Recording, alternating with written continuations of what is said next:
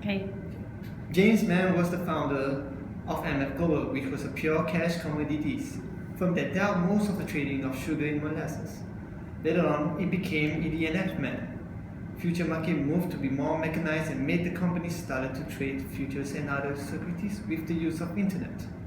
This made MF Global to grow further with expansions of the company and made it to be listed on the London Stock Exchange rates, acquiring offices in Tokyo, Australia, and United States.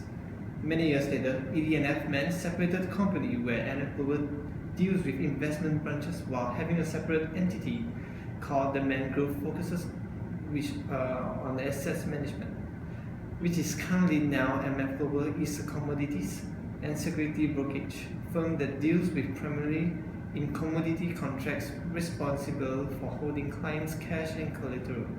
However, during 2008, when John Cousin took over MF Global, they were facing liquidity problems and large fines and penalties due to unauthorized trading and insufficient risk management. From this, it is result MF Global led to in bankruptcy in 2011. Go. In MF Global, management engaged in deception rather similar to the case of Lehman Brothers accounting fraud. The CEO of MF Global, John Cousin's debt on European sovereign security worth of $6.3 billion was financed by Repo 1053, which is an accounting action used by Lehman Brothers Investment Bank where a repurchase agreement is classified as sales. The cash obtained by the sales was used to pay debts and therefore reduce its leverage by temporarily paying its liabilities. In using its firm's debt security accounting to a fundamental debt instrument, MF Global then persuaded their auditors that these sales are wealth, thus covering its financial position. Apparently, MF Global distributed over authorities of the fundamental collaterals and the repo was matched, and it could be proceeded and directed to the repo counterparties, hence making them functionally identical to sales. In this case, the accounting was badly damaged or considered defective, which should be clear for the company's auditor. Repo 105 matching debt repayment did not eliminate MF Global's responsibility under its borrowing arrangement, hence a failure to identify them on balance sheet, therefore abused the GAAP standards. The downfall of MF Global has focused on lack of transparency, stringent governance standards, and firm. The FBI was investigating whether there are any funds missing or any criminal activity present. The company stumbled on the brink of failure because of its confession of $6 billion worth of European sovereign debt, most probably caused by poor monitoring of executives and weak governance. This is in part the role that corporate governance should play in an organization, says Steve Safiro, former corporate secretary and general counsel at Cole Taylor Bank.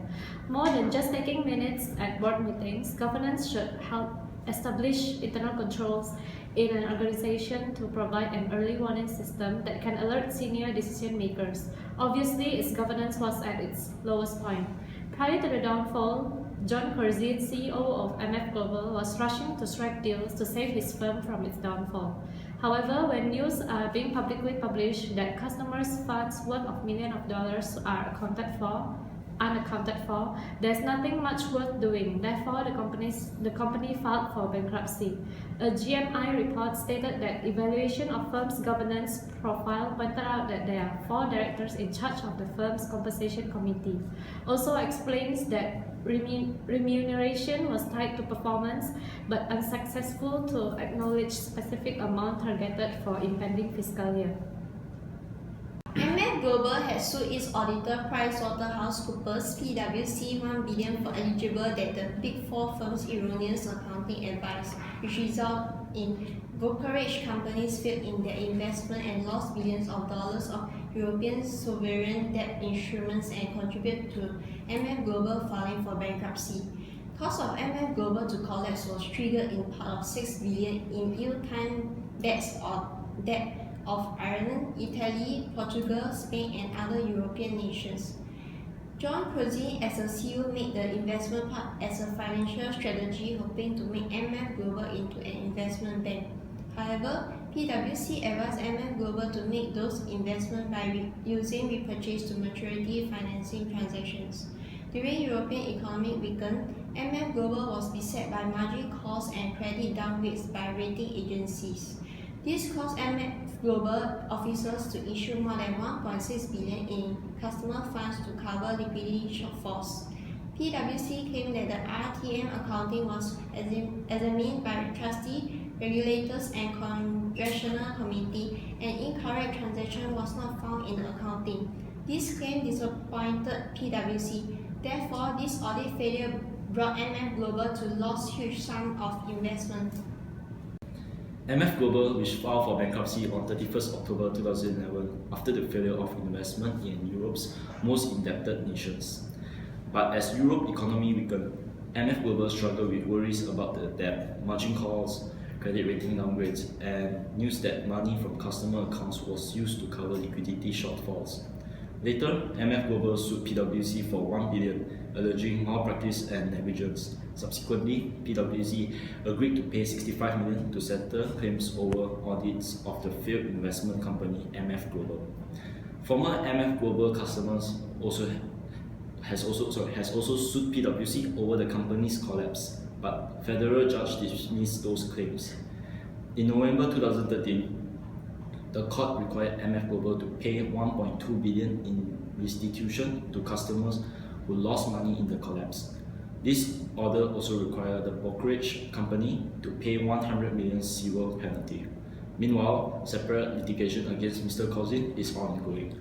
Consequently, he stepped down as CEO of MF Global on 4th November 2011. The collapse of MF Global in October 2011 was a remarkably powerful event. It destroyed the reputation of a famous man and shattered the public trust in the belief that brokerage customers' money is always safe. Alright, ladies and gentlemen, let's have this report of MF Global. Min Qi. Yeah, from what I found, I noticed that no one can dispute the fact that MF Global has negligent, if not grossly negligent, in mishandling its bookkeeping and accounting system so badly that it simply lost track of customer funds. As for the likelihood of criminal charges against John Corzine, it is worth remembering that business failure is not in itself a crime. Tracy, what do you think about the corporate governance? Solid corporate governance is important in a company. MF Global has poor corporate governance, which brings the company into downfall. This audit failure had brought MF Global to lose huge sum of investment. Alright, the collapse of MF Global in October 2011 was a remarkably powerful event. It destroyed the reputation of a famous man, John Corzine, and shattered the public trust in the belief that brokerage customers' money is always safe. Right, thank you. Right. Thank you everyone for your reports. Okay.